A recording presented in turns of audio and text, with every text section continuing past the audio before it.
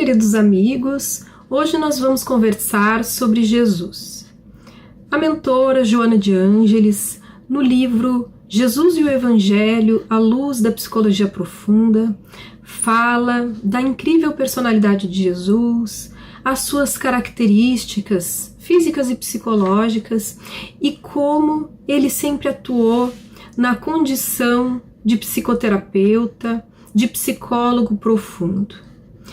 E a psicoterapia que ele utilizava era centrada na reencarnação.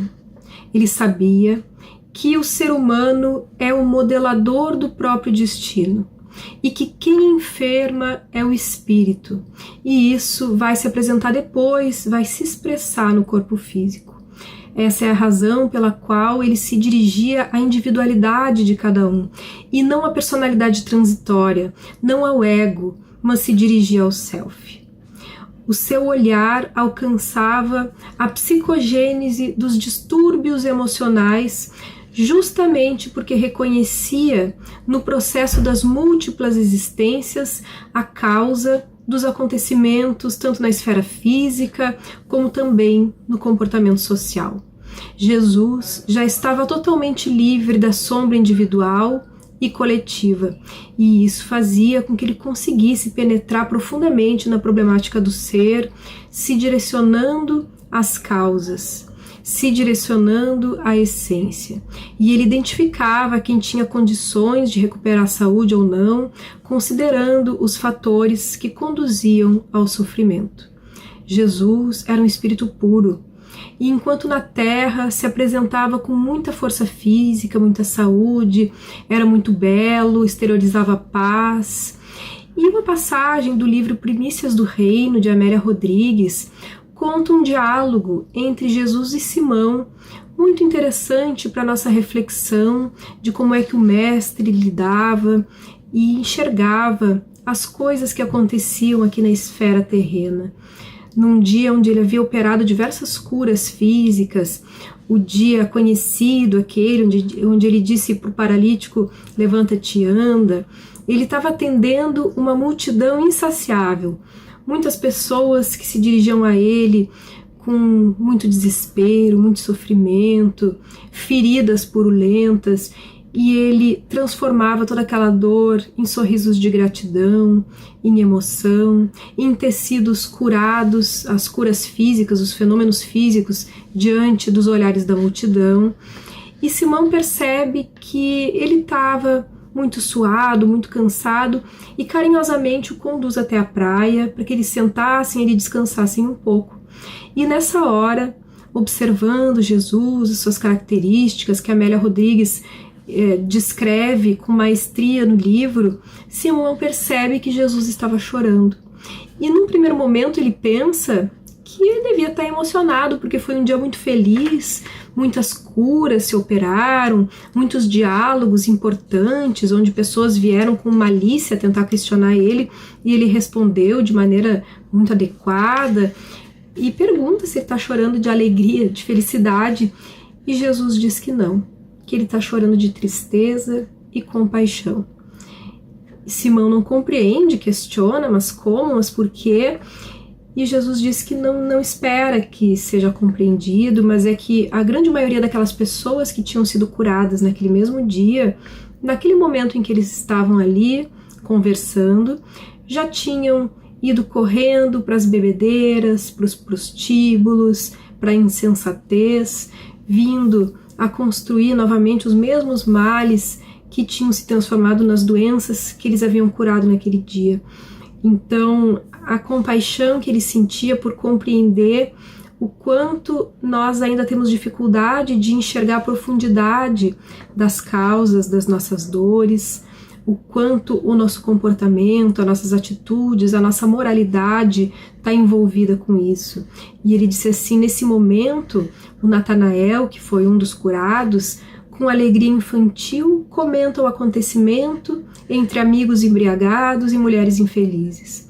Outros que recobraram o ânimo ou recuperaram a voz, entre exclamações de contentamento, se precipitam nos despenhadeiros da insensatez, acarretando novos desequilíbrios, dessa vez irreversíveis. Então, Jesus sabia que a boa nova não estava vindo para trazer alegrias superficiais, né, dessas que o sofrimento facilmente apaga. Ele sabia que não estava aqui para fazer remendos, mas sim para trazer a cura para a alma, a cura profunda dos males que trazem tanto sofrimento para a humanidade. E ele dizia que a mensagem da conquista do reino dos céus, que não deixa de ser a mensagem de conquista do nosso reino interno, mais do que uma promessa para o futuro, é uma realidade para o presente, que a gente pode usar para transformar o nosso ser, para operar na nossa reforma íntima. E que mais tarde, quando a dor viesse produzir o amadurecimento maior nos seres, ele enviaria então o Consolador para dar prosseguimento ao serviço de iluminação de consciências. E aí ele diz assim: as sepulturas quebrarão o silêncio em que se guardam, e vozes em toda parte clamarão, lecionando esperanças sob auspícios de 1000 consolações. E Simão ainda pergunta: mas quando o Consolador chegar, as pessoas vão receber compreensivamente? E Jesus responde: não de início, mas de qualquer maneira o Consolador vai ficar indefinidamente ao lado da humanidade, ajudando sem cansaço a elaborar a era da paz e da alegria, removendo os velhos hábitos, promovendo uma reestruturação social à base do amor, que então vai invadir todos os departamentos da vida, inaugurando sentimentos de solidariedade em todos os corações.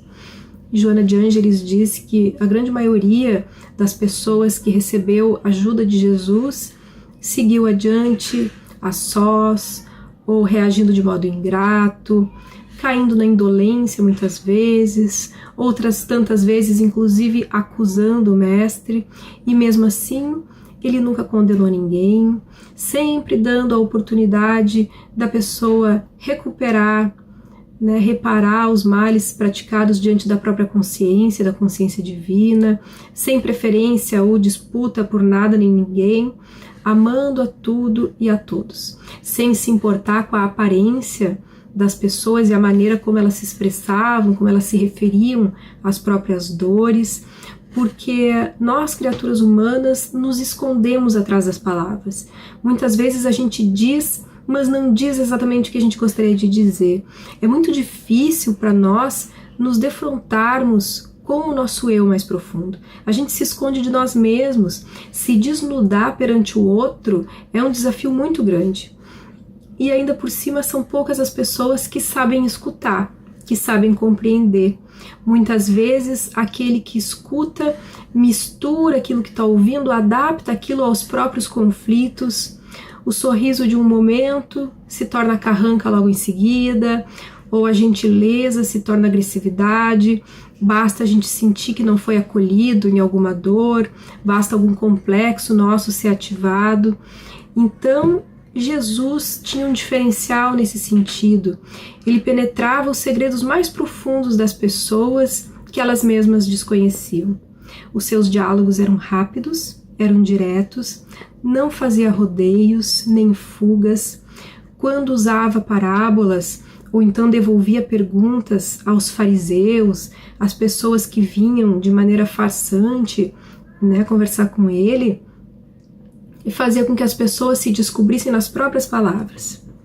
E com os sofredores, ele usava a divina psicoterapia, sem recorrer a sonhos para descobrir o inconsciente, sem administrar medicamentos para operar as curas, sem transferir aos familiares o peso da culpa, da hereditariedade, dos fatores socioeconômicos, e sem fazer com que somatizassem os fenômenos desgastantes mediante qualquer tipo de acusação. Jesus, o psicoterapeuta, apenas amava os seus pacientes, os seus irmãos, transmitindo segurança e auxiliando a redescobrirem as potencialidades latentes abandonadas. Ele amava a todos com igual sentimento de compaixão, como um terapeuta compreensivo que conhecia as recidivas dos seus pacientes, aquelas recaídas nos seus mesmos atos, nos mesmos erros, e ajudava as pessoas a despertarem uma visão nova da existência, amparando naquele instante, sem impedir que prosseguissem conforme desejassem. Jamais se lhes impôs. As pessoas procuravam por ele, não ele ficava indo atrás das pessoas, porque ele sabia que a transformação ela se opera de dentro para fora e que é muito importante que cada qual queira operar a mudança. Então não adiantava impor ou forçar. Ele oferecia a contribuição do primeiro passo, mas os demais passos precisavam ser dados pela pessoa. O inimigo se encontra no foro íntimo de cada um.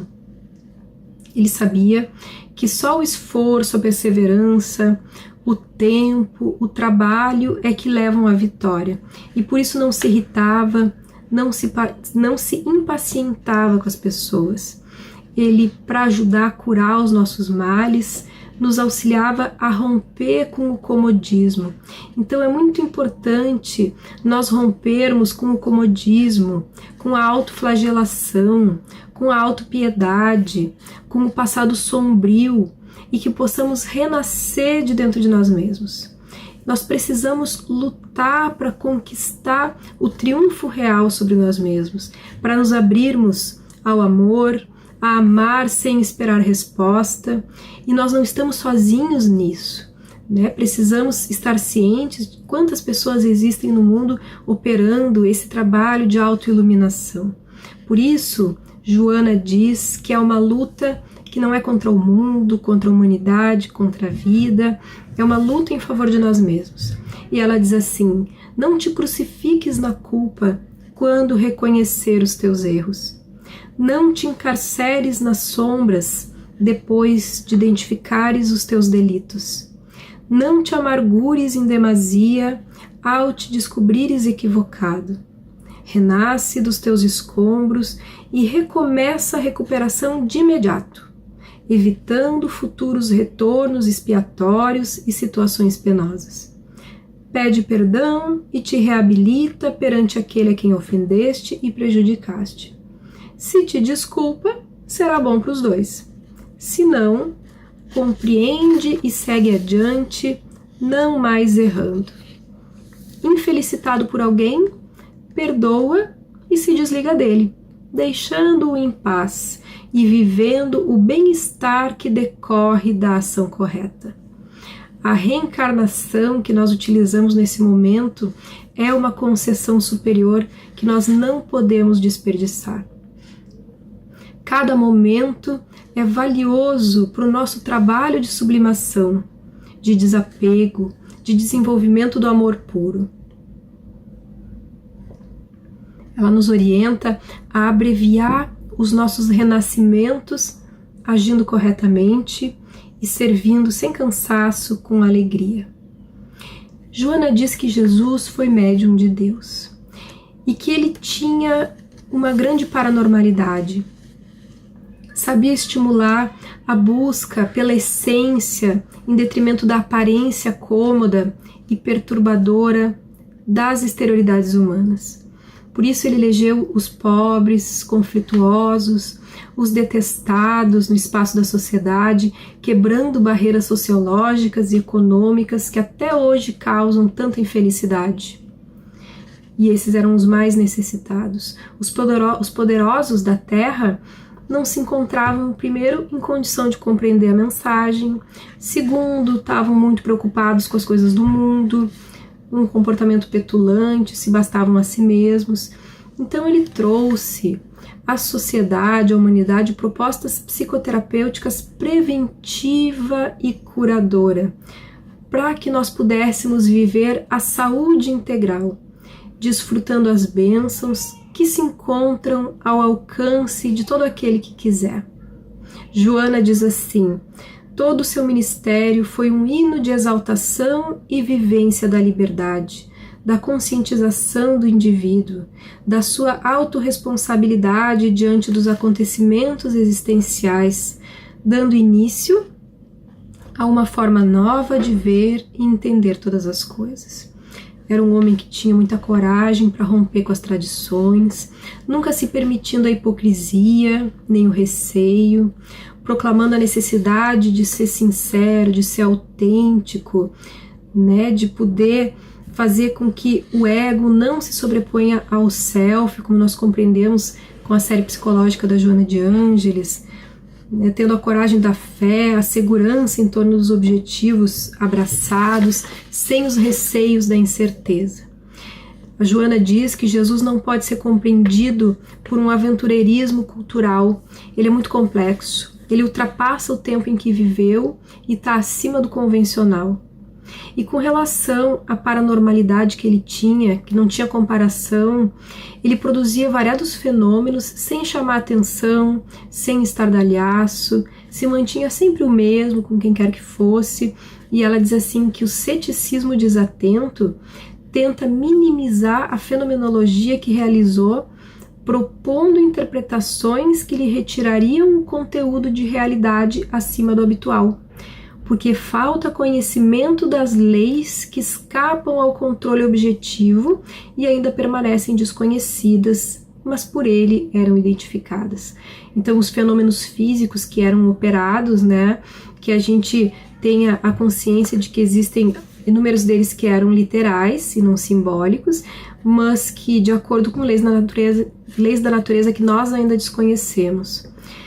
E o mais importante, então, é que ele oferecia a todos os enfermos da alma, aos esquecidos da sociedade, a consolação, a saúde, a esperança, e auxiliava a entender os mecanismos da vida extrafísica, atendendo também as faculdades espirituais, os quadros obsessivos, né, identificando os quadros mediúnicos, conhecendo que a mediunidade é neutra em si mesma, mas funciona de acordo com os aspectos morais de cada qual, e estimulava todos que pudessem manter uma conduta saudável e vinculada ao Pai, mostrando que nós temos a liberdade de escolha e que nós vamos adquirindo comportamentos que mais nos proporcionem felicidade.